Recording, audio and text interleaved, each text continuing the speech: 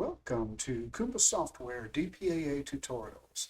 This tutorial is about viewing, comparing, and editing object configurations. And it's a simple form of this video. There's an advanced one that shows some other means by which you can do that. So be sure to set your video playback to high definition, and though some visual details of DPAA may have changed since this video was created, the functionality will be the same.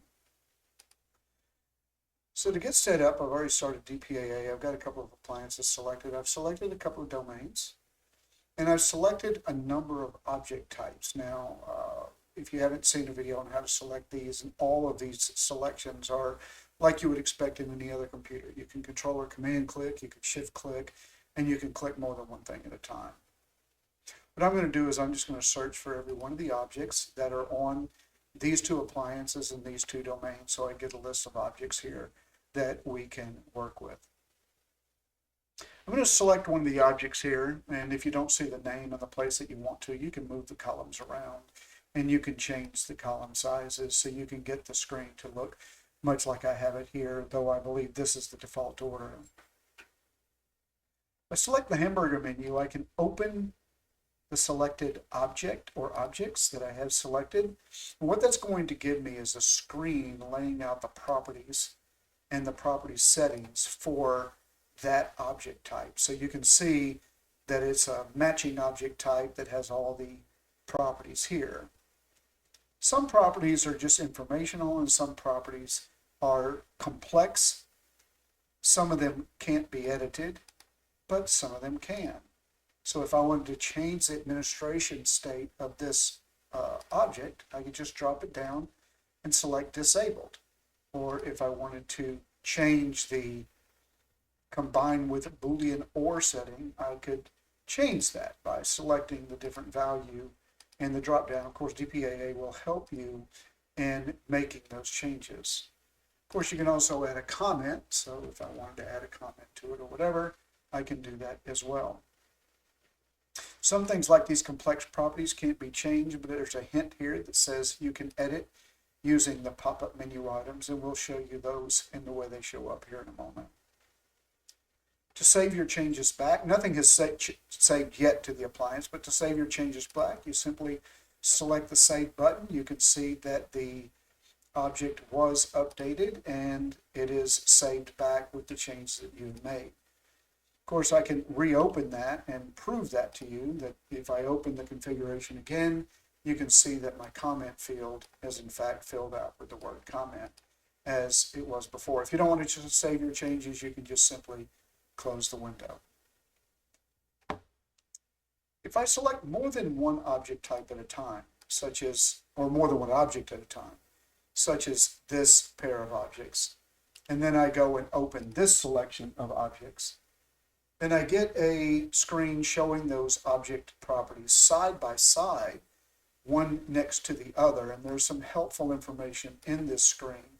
For example, I opened what it should be similarly configured items, but I see that I've got different values, and you can quickly see where the values vary by the color coding in those property values. To change this, I can just simply change the value. If I want to set it, say, to something like 10, I can hit the button.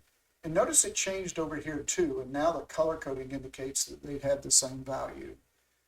Well, this is a good thing, and this happened because I had this synchronized changes box turned on up here. If I were to turn that off, then I were to change this, say, to another number, like this one, notice it went red again, or that color, to indicate that these two values are no longer the same, and they didn't synchronize or change when I made that change value.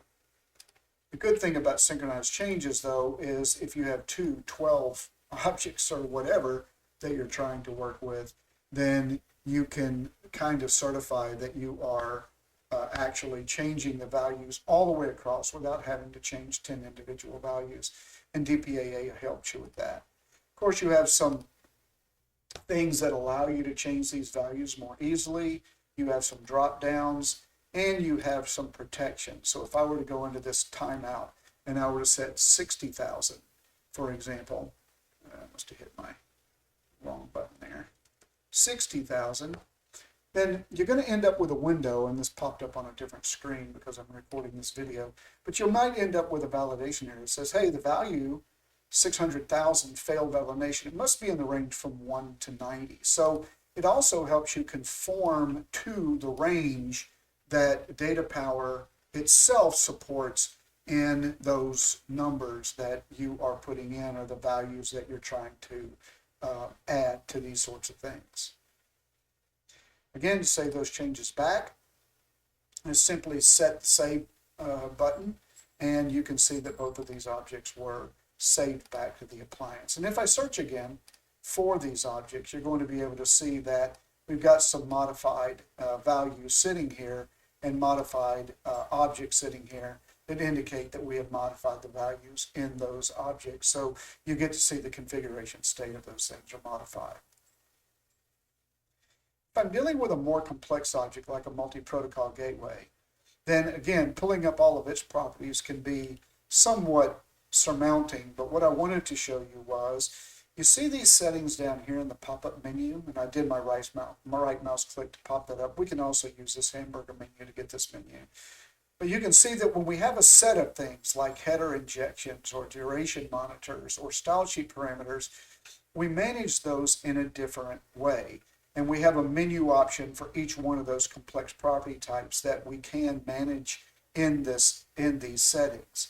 So for example, when I had the logging target selected and I wanted to say both of these logging targets, I can right mouse click and you can see that we have like the log target events and the logging triggers. And if I pull this window up, you can see that I can manage these things here. So again, I can make these two values the same by dropping this down and selecting error. And then I can save them back to the appliance by simply selecting finish. And now those two objects are configured the same way. If I have multiple of those objects selected, like I have a log target type and a multi-protocol gateway type selected, and I pull that menu up, you'll see that I have a menu that has manage log target advanced properties. I'm just not going to label them all, and manage multi-protocol gateway advanced properties. So DPAA enables you to manage the properties necessary for those different objects at the same time. Now it can become a little bit confusing that if I were to select, say, a logging target and a matching object and pull them up side by side here, you might imagine, well, something's going to go really wrong here. But it's not. DPAA knows what properties belong to what object. So you can see here we have a rotate value in the archive mode property for a logging target, but it's NA for a matching object, and so on. So you can see event subscription filter for a logging target may list as NA sometimes because it doesn't have any in it, so it's inapplicable, but you would have to edit those anyway elsewhere. So you get to see those value differences and you get to see what they are. Whenever you see an A, it sometimes means that this doesn't have the property that has, and vice versa.